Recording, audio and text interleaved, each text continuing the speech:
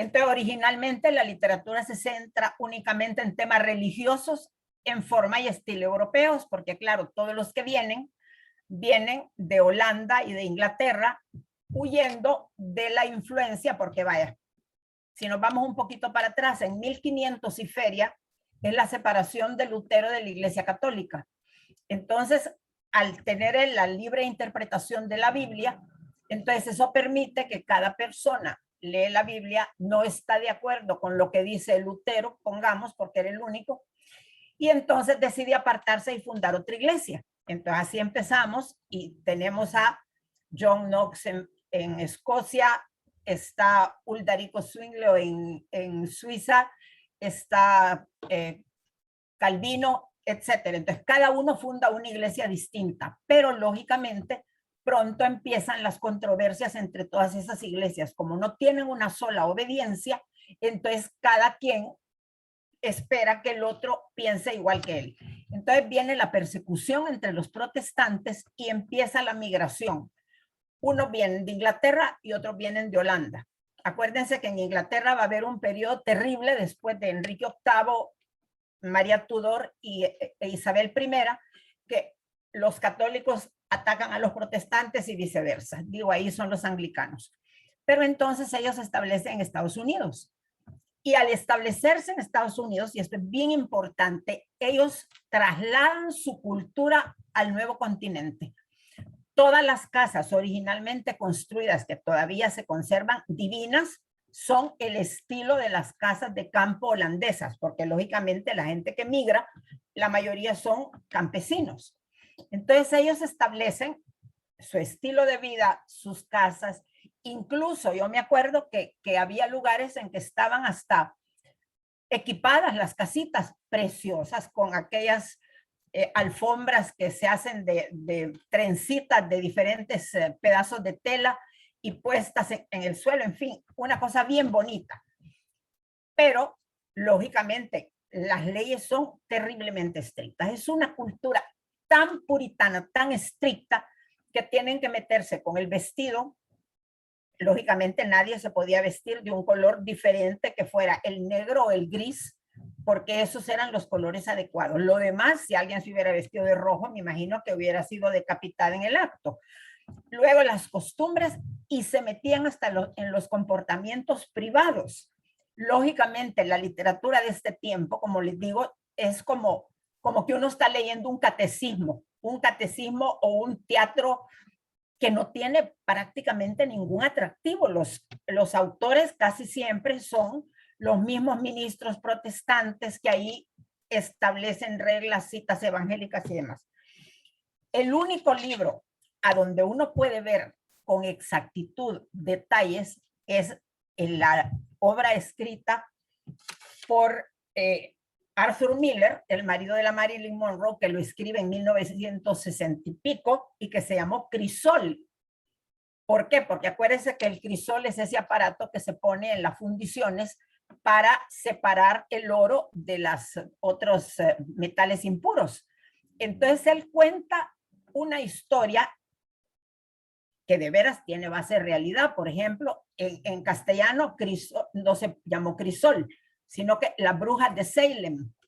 Salem es lógicamente el pueblo donde estaba establecida la comunidad más grande. Entonces, en el libro él cuenta de un grupo de niñas de 14 años que fueron a juicio porque las acusaron de haberlas encontrado bailando en el bosque en la noche. El asunto de ahí derivó que con quien bailaban eran con el diablo. De ahí derivó que las niñas estaban desnudas y de ahí derivó que habían tenido sexo con el diablo. Entonces, una cosa terrible. Luego, otra historia es cómo los que eran los dirigentes, digamos, los pastores, entonces ellos llevaban un control como de asistencia de los que habían asistido al servicio todos los sábados o los domingos. Y cuando uno tenía un número determinado de faltas, le investigaban a ver si en su vida privada no tenía algo escondido que le hiciera evitar llegar al culto. Y lo más grave de todo era que el adulterio era castigado con pena de muerte. Entonces muchos de los mismos señores se metían con sus sirvientas. Pero entonces la misma esposa los encubría porque se daban cuenta de que si los acusaban, definitivamente los iban a condenar a muerte. Entonces, una sociedad terrible, y Miller lo escribe esto en la época en que el senador McCarthy comienza aquella casa de brujas de que a todo el mundo lo acusan de comunista. Acuérdense que Charles Chaplin se va exilado y un montón de escritores, pero lo que pasaba es que en ese tiempo hubo un gran miedo en Estados Unidos de espionaje, porque descubrieron que en el laboratorio secretísimo donde se estaban preparando todos los proyectos de la bomba atómica, hubo un matrimonio que filtró esos proyectos a Rusia. Entonces, eso generó como obsesión que en Estados Unidos había como una quinta columna que estaba transmitiendo y que había un montón de gente comunista. Pero como les digo, es el único libro, es interesantísimo de leer, palabra, es como forma de teatro, en que cuenta todas estas aventuras de los puritanos. Ahora, ya como escritores conocidos, si ustedes se van a fijar, todos los escritores visten como europeos, ¿verdad? Definitivamente. Entonces, Washington Irving, de que todo el mundo ha oído hablar un montón, él, además de escritor, era historiador y un gran diplomático, pero tuvo como un trauma espantoso cuando su prometida se murió a los 17 años. Entonces, él viaja a Europa, ahí se hace amigo de todos los de, piensen que estamos prácticamente en el principio del reinado de la reina Victoria. Entonces los escritores que él conoce en Europa van a ser todos los románticos, Lord Byron, Keats, Shelley, y él tiene un romance con Mary Shelley. Acuérdense que Mary Shelley es la que escribe Frankenstein, ¿verdad? Que es primera novela de terror escrita en la historia, ¿verdad? Tiene gran amistad con Walter Scott, pero tiene especial interés en los temas españoles. Él fue diplomático en España y se enamoró de España a tal grado que su obra se relaciona mucho con temas de España. Pero también, y esto es bien curioso, a él le encantan los temas fantásticos. Él vivió mucho tiempo en Nueva York, entonces él es el que escribe ese cuento famoso del hombre sin cabeza, que en la noche entra a caballo y que asusta a todos los niños. Luego el Rip Van Winkle, que también es un personaje holandés, y el Sleepy Hollow. Entonces, todos estos personajes como de la literatura fantasmagórica se deben a la imaginación de Washington Irving.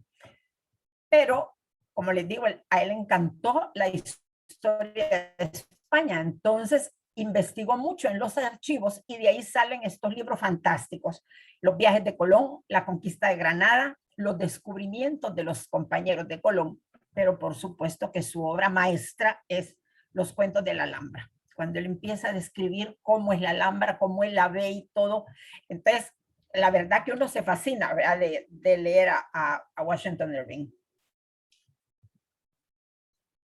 Bueno, esa belleza que tenemos ahí, si se fijan, cabalito, los vestidos estrictos de ese tiempo, el pelo, etcétera, etcétera. La Emily Dickinson se murió de 36 años, afortunadamente, porque la verdad que era tan aburrido. Fíjense que ni siquiera puse una obra de ella porque es que es tan, vaya, ella pertenece a una familia muy acomodada, pero de una severa religiosidad. Es puritana, pero es machista, detesta a los hombres a muerte, considera que son el peor castigo de la humanidad, y ella lógicamente permanece virgen y mártir, ¿verdad? La música era prohibida, entonces solo en el coro de la iglesia se podía cantar. No podía haber ni conciertos, ni teatro, ni novelas. Es decir, la gente que asistía a estas cosas, si existieron, definitivamente era mal vista. Pero tuvo una sólida educación en Amherst Academy. Fíjense lo antigua que es Amherst Academy. Increíble, y todavía existe, ¿verdad? Yo no sé si todavía es solo para niñas, pero hace unos años solo era para niñas.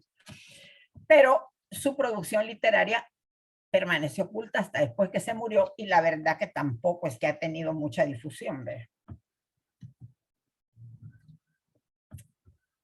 Longfellow sí fue todo un personaje. Él era un políglota, hablaba no sé cuántos idiomas y fue profesor.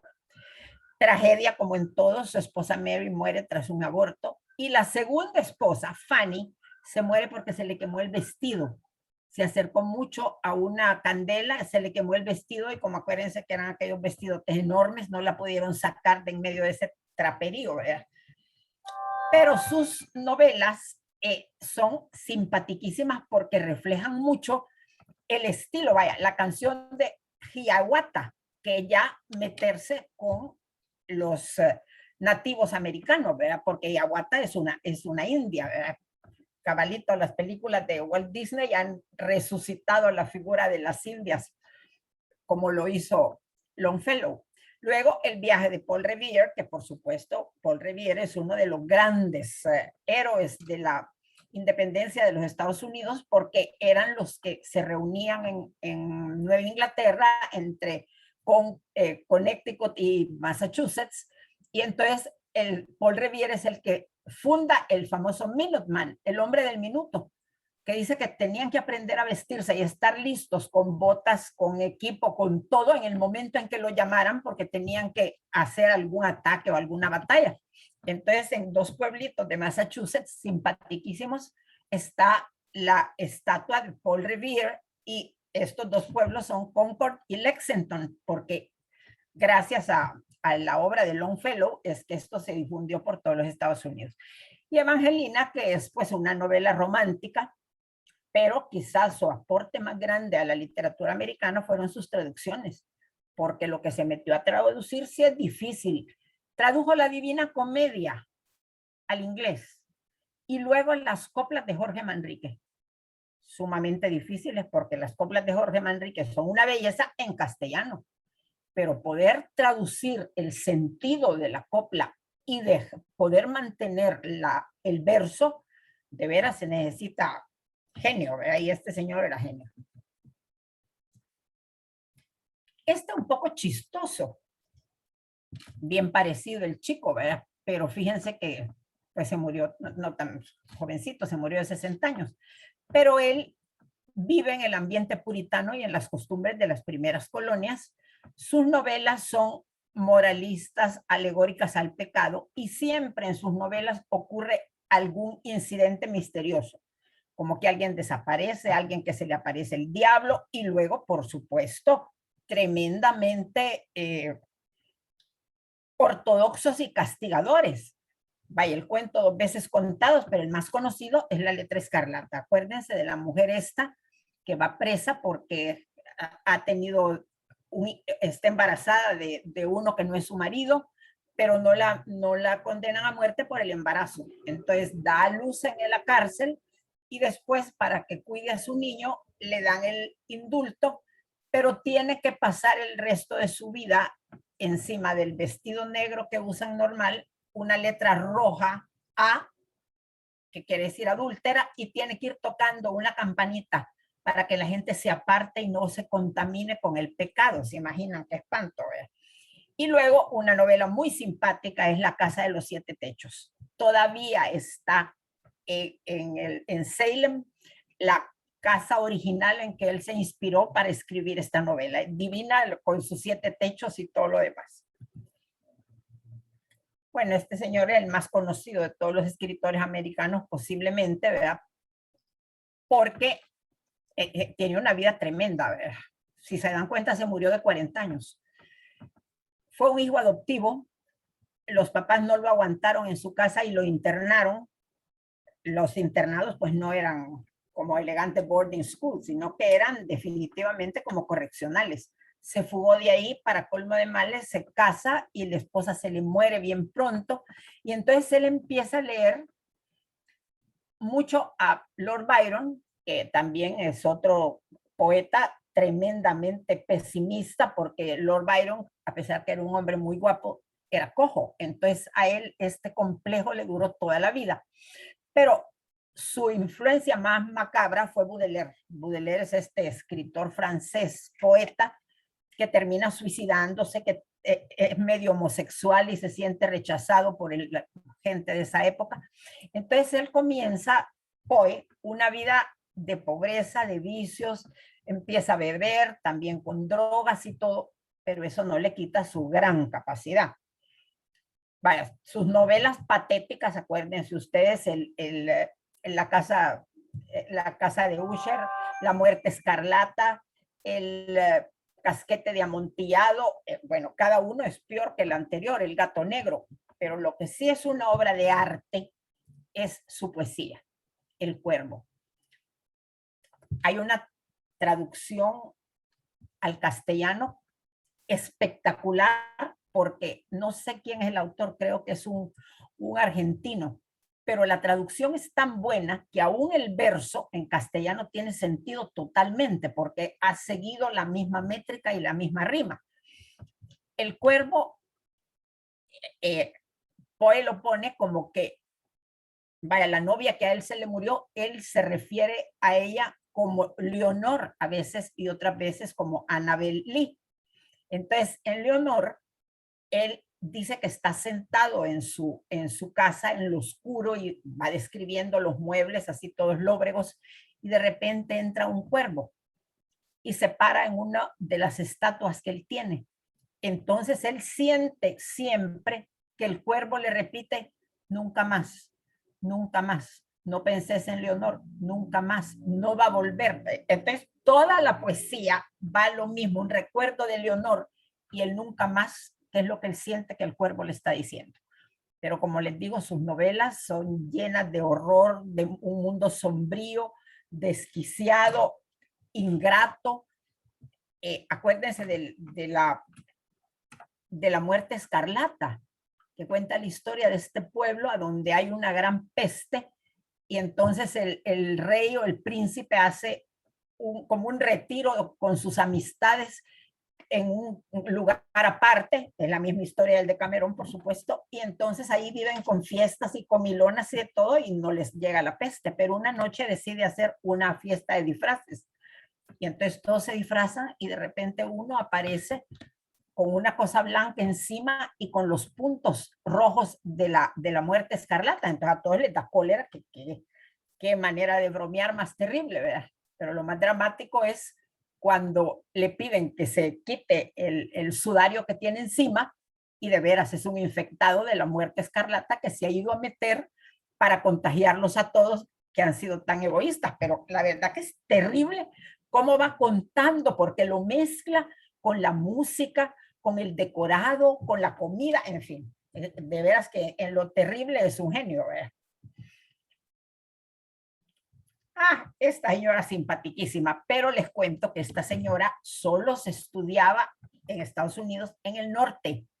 En el sur nadie, la gente que estudió, por lo menos hace 40, 50 años en Nueva Orleans y lugares así, esta señora no existía en la literatura americana. ¿Por qué? Porque es la autora de La cabaña del tío Tom. Ella lanza la teoría que la esclavitud es incompatible con el cristianismo. Y dado que en Estados Unidos, pues en estos tiempos, todavía priva el puritanismo y el cumplimiento de las leyes de Dios y todo lo demás, entonces ella como que tira estaca de, son puritanos, pero tienen el montón de esclavos y los maltratan. Entonces ella describe a la mujer como el modelo ético de la vida de Estados Unidos y que tiene, dice, la mujer tendría la autoridad moral para abolir la esclavitud. ¿Se imaginan? ¿Verdad? Qué pensada más futurista. Entonces ella escribe la novela de La cabaña del tío Tom y por supuesto después de que termina la guerra de secesión y Lincoln llega a abolir la esclavitud, dice que en una oportunidad en que la conoce porque la van a condecorar, el presidente Lincoln le dice esa frase, así que usted es la mujercita que desencadenó esta guerra.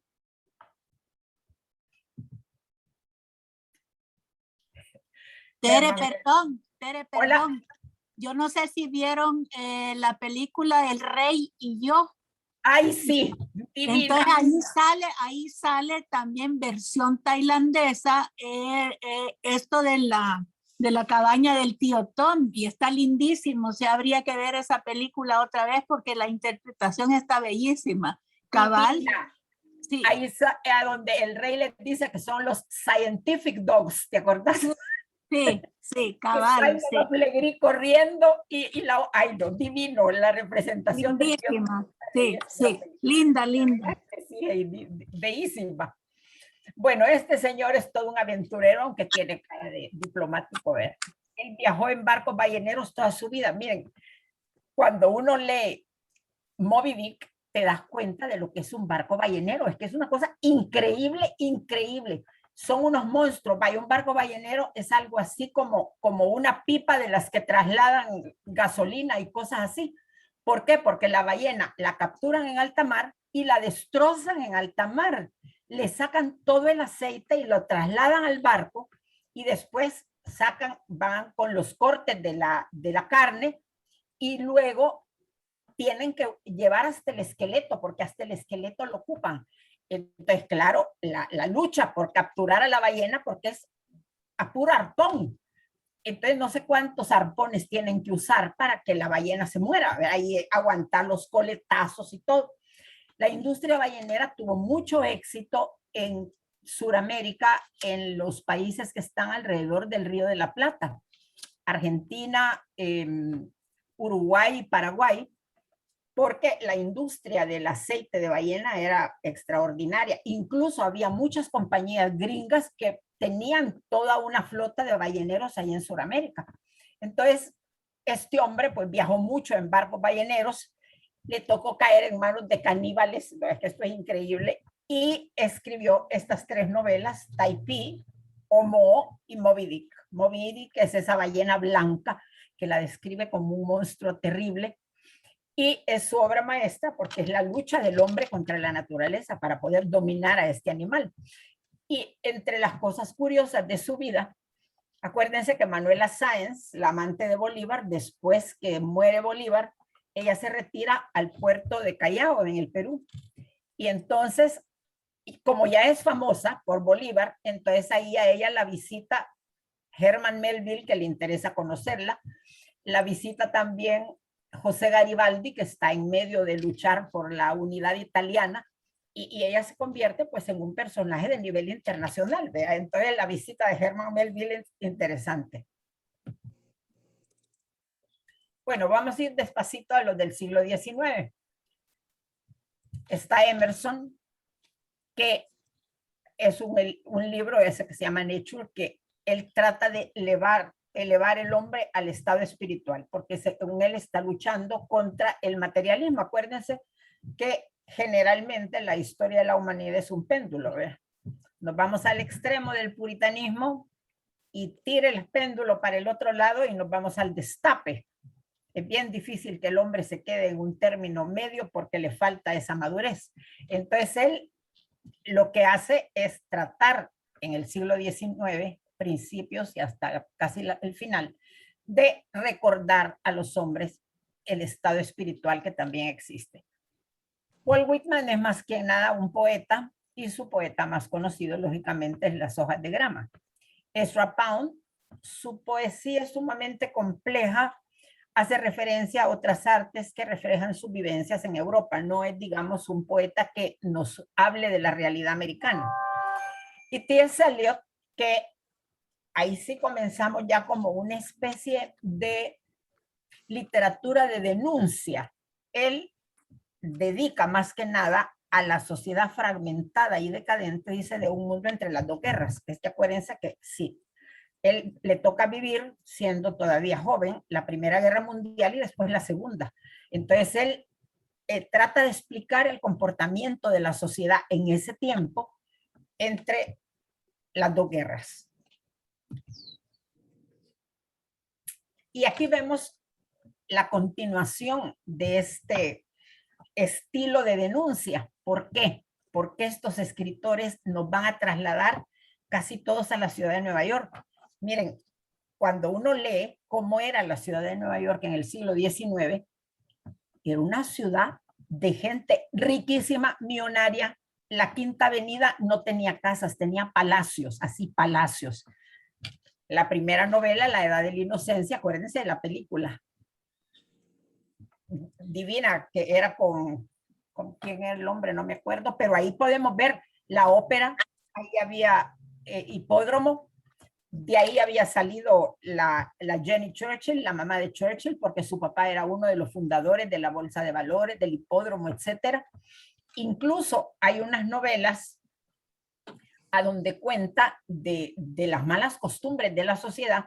Es una escritora que, vamos a ver si la veo aquí. Bueno, pero es una escritora que tiene un personaje que se llama Irene y que ha sido detective y después cantante de ópera. Pero esta escritora nos describe la sociedad de Nueva York como una sociedad rica, llena de placeres, con muy pocas cosas que hacer, y entonces que se mete en un montón de desórdenes. Entonces dice que era bastante normal que las niñas quedaran embarazadas, pero para no humillar a su familia, había una famosa abortista. Entonces esta mujer hacía abortos clandestinos, ¿verdad? Y las niñas ya salían nuevas y buenas y todo lo demás. Y lógicamente la denunciaron varias veces, pero nunca consiguieron probarle nada. Hasta que hubo una vez alguien que le registró y en una canasta en su casa tenía la lista de los nombres de todas las niñas a las que ella había hecho abortar. Entonces la llevan presa, pero logra que dos de los papás que han sido clientes de ella, vea, por sus hijas, la defiendan. Entonces sale libre otra vez, pero entonces le llega una segunda acusación acusando a los dos abogados estos de perjurio, y entonces ella lo que hace es se corta las venas dentro de la tina del baño. Y miren, no, lástima que no me acuerdo del nombre, pero lo voy a buscar y se lo voy a pasar, porque se puede ver hasta la casa donde vivía esta mujer, un palacete en la Quinta Avenida de Nueva York. Entonces, por eso es que todas estas novelas, vaya, La Edad de la Inocencia y luego El Gran Gatsby de Scott Fitzgerald, que nos va a presentar esa sociedad totalmente frívola, riquísima, la moda en el momento más esplendoroso, ¿verdad? Todos aquellos vestidos divertidos y los sombreros también. Entonces, son estos dos escritores típicos de la época. Luego está Stephen Crane, que él se sale un poquito de este panorama, un hombre que se murió de 29 años y escribe una obra sobre la guerra civil que se llama El rojo emblema del dolor, donde cuenta la participación que tuvieron muchachitos bien jóvenes de 14, 15, 16 años, que prácticamente de las escuelas militares los sacaron a participar en la guerra. ¿Verdad? Perdón, cambia de lámina, porfa. La anterior. No, no, perdón, ahí viene, sí, perdón, no, es que el Gran Gatsby antes de Stephen Crane, perdón, yo me equivoqué, perdón. El rojo emblema del dolor es el de Stephen Crane y luego el de Scott Fitzgerald es el Gran Gatsby, que refleja pues cabal esa sociedad de Nueva York, igual que lo hace el de La Edad de la Inocencia, ¿verdad? Acuérdense que la película con la Winona Ryder es una preciosidad, ¿verdad? Lindísima. Bueno, Mark Twain. Él es un regionalista, a él no le interesa escribir de otros países ni de otros lugares, ¿verdad? Por supuesto. Sus novelas son alrededor de la vida del río Mississippi, que prácticamente tenía en esa época, y la sigue teniendo, pero en esa época un comercio fluvial tremendo de todas las ciudades que eran puertos a la orilla, y además los recorridos turísticos en esos barcos inmensos con aquellas ruedas y todo el cuento. Su lenguaje es coloquial y divertido, y por supuesto sus novelas emblemáticas son Tom Sawyer y Las aventuras de Huckleberry Finn. Pero lo que me indigna es que en este momento estas novelas están siendo revisadas porque es segregacionista, porque habla del negro y habla del indio y no sé qué. ¿Cómo pueden imaginar ustedes que va a existir la novela y quitando todos esos personajes? Si se acuerdan ustedes cómo era Tom Sawyer, era una cosa preciosísima, ¿verdad? Que se iba a meter en la noche al cementerio, que el indio le aparece, que que se cambia gatos muertos por no sé qué cosa. No, hoy ya no. Pero aunque ustedes no lo crean, Mark Twain, que era protestante, escribió una de las biografías, o quizá la biografía más espléndida de Juana de Arco. Una cosa bellísima, pero bellísima. Increíble, así que si se puede conseguir, sí vale la pena de leer, porque él no escribe como un historiador, él escribe como un novelista, entonces las cosas son como muy comprensibles, sin complicaciones ni nada, pero muy realista. Yo creo que tengo la novela. Miren, la historia de Jack London sí que es bastante increíble, el aspecto que tiene de gente decente, ¿verdad? Pero ahí donde lo ven, él fue aventurero, ostrero, buscador de oro, y se ve que era sumamente racista porque él considera que los chinos son un peligro. La invasión china en Estados Unidos en ese tiempo, él lo considera un peligro. Y su novela Invasión sin paralelos habla casi de un genocidio, ¿verdad? Pero luego escribió una novela muy seria que es donde habla de la violencia entre el hombre y la naturaleza, o sea que se convierte en un ecologista. Y ese es el libro La llamada de los salvajes, y finalmente lo que todo el mundo leyó en su juventud, sobre todo los varones, El colmillo blanco, porque es la historia que está contada no por el escritor, sino que por un perro y por un lobo. Entonces es fantástica la novela, pero a mí me impresiona que el aspecto de él no corresponde a las cosas que hizo en su vida ni a su estilo de novela, ¿verdad? William Faulkner, primer premio Nobel en Estados Unidos. Sus técnicas son sumamente innovadoras, sigue mucho el estilo europeo y muchas veces tiene parte de la novela como un monólogo interior y saltos en el tiempo. Fíjense que esto es ya una anticipación del flashback, aunque es casi paralelo, porque acuérdense que el flashback sale y brota en el boom de la literatura latinoamericana en los 60s, y Faulkner se murió en 1962, o sea que prácticamente él fue como un introductor, digamos. Luego el hecho de tener varios narradores, también, vea que empieza uno contando una historia y otro sigue después. Y claro, una influencia evidente en los escritores del boom latinoamericano. Entonces, sus novelas, El santuario, Mientras agonizo y El río y la furia. Hemingway, bueno, este es otro que nació con vocación de aventurero.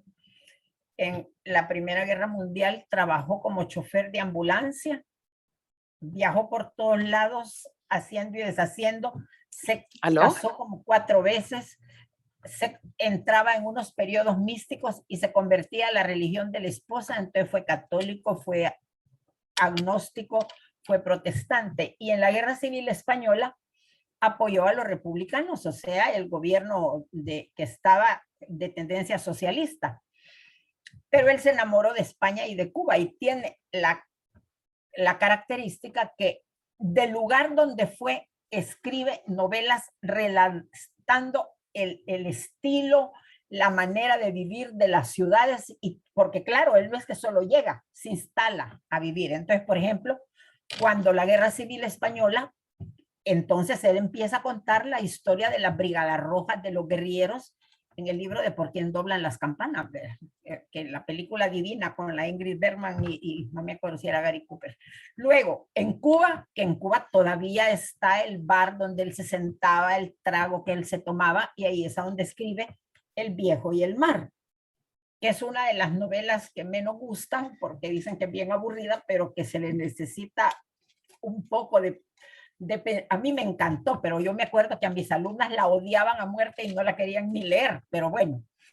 Y luego, lógicamente, España, que va a ser la tierra de sus amores, ahí escribe también aquella novela que se llama Fiesta y que la película se llamó Y ahora brilla el sol, a donde salía con la Ava Gardner y creo que Rolf Flynn o algo así. Y de su estancia en África están Las nieves de Kilimanjaro, que es uno de los cuentos más espectaculares, que creo que lo leímos hace 1000 años, Heidi, no sé si te acordás de Las nieves de Kilimanjaro, que era tan bueno. Leímos una parte, creo yo, no sé si en su totalidad o sí lo leímos, sí. Sí lo leímos, pero es que es corto, es que es como un cuento. Ah, eso, sí, sí. Ahora, Hemingway va a constituir una innovación grande en la literatura latinoamericana, americana, porque él cambia el estilo totalmente. Él ante todo es un periodista. Entonces su estilo es muy directo, rechaza el lenguaje abstracto, dice las palabras innecesarias y lógicamente a cada país que llega tiene que sufrir accidentes porque además de ser bien atrevido, le encanta el trago. Entonces bebe un montón y si no se murió antes es porque tuvo suerte, ¿verdad? Sus novelas más famosas es Adiós a las armas, un romance en el ambiente de la guerra, lo más terrible. La película fue divina porque era con Rock Hudson y la Jennifer Jones. Sí. Entonces, él es soldado en la novela y ella es una enfermera. Pero él se quiere casar con ella, pero ella no quiere porque ella piensa que ella como enfermera puede estar con él en el frente, como su esposa no. Entonces ella insiste y se queda con él hasta el último momento. Y él, una cosa que lo refleja a través de toda la novela, no sé si es porque era una condición de él, el temor a la lluvia. Él le tenía terror a la lluvia. Entonces ya cuando pasa la guerra, entonces ella está embarazada y es un embarazo de alto riesgo, la llevan al hospital y todo lo demás, y lógicamente, como tendría que pasar, la mujer se muere. Y en el momento en que a él le dicen que ella se ha muerto, ni siquiera la quiere ver. Se sale a la calle en un estado horrible de desesperación y empieza a llover. En ese momento, mire, el final de esa novela lo deja uno con el corazón destrozado. Gracias a Dios la película no terminaba así, ¿verdad? Porque todo era muy romántico. Y por quién doblan las campanas es el relato realista de dinamitar un puente en la Guerra Civil Española. Les voy a contar que cuando yo leí esa novela la primera vez, sí me gustó mucho y la película sobre todo, ¿verdad? Porque la Ingrid Bergman y como cuenta ella que los que abusaron de ella le cortaron todo el pelo y la dejaron rapada. Pero después, cuando ocurrió en la época de la Guerra Nuestra,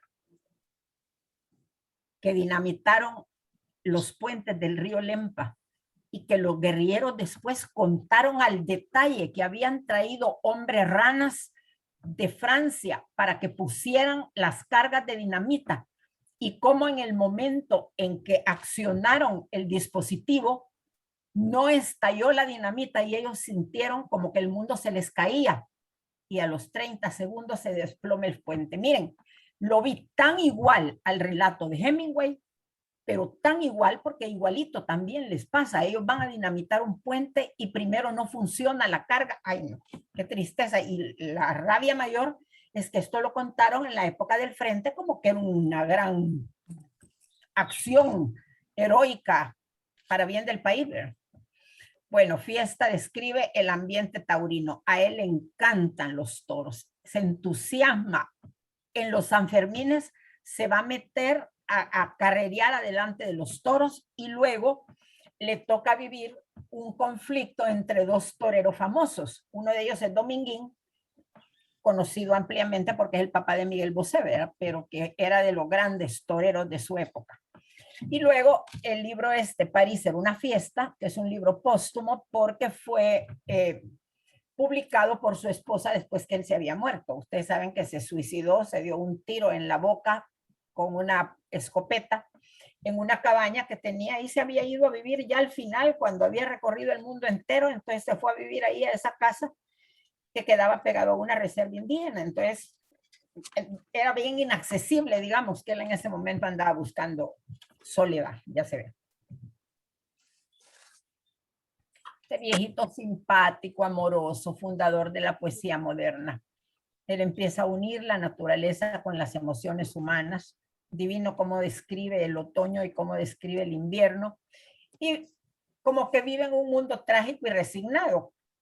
Una de sus obras se llama El Camino Elegido, todo después El Camino No Elegido, y por supuesto yo lo recuerdo porque él es el que dio el discurso de estilo en la toma de posesión del presidente Kennedy en 1961. Un frío espantoso, un 20 de enero ahí enfrente del Capitolio y sube el viejito que ya muy apenas podía. Se murió 3 años después o 2 años después.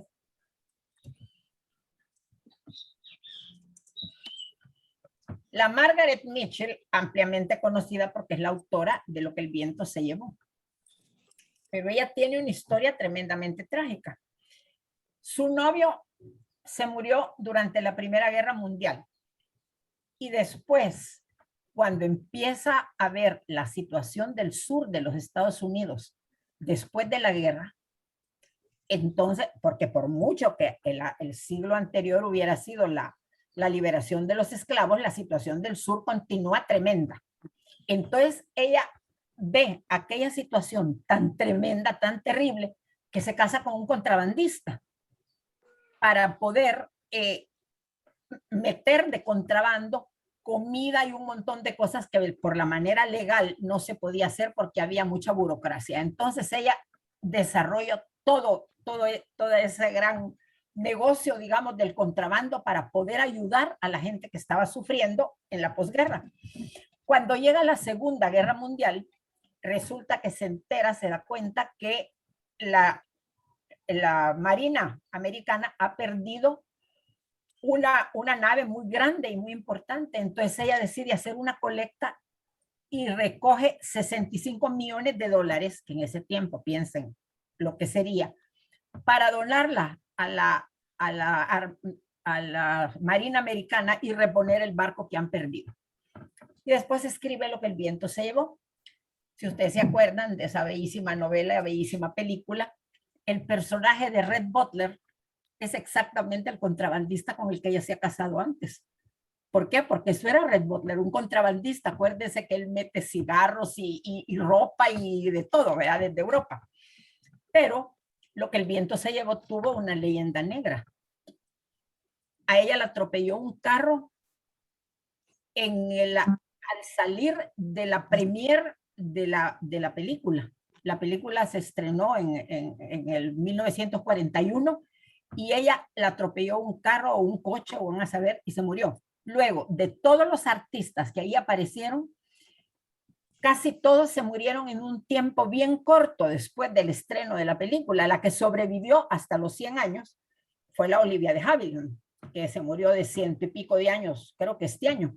Pero de ahí, la Vivian Leigh, el Red Butler, Gable, etcétera, el que hacía de, ¿cómo se llamaba? Del que estaba enamorada, la Scarlett, no me acuerdo cómo se llama, pero uno con cara de pitío.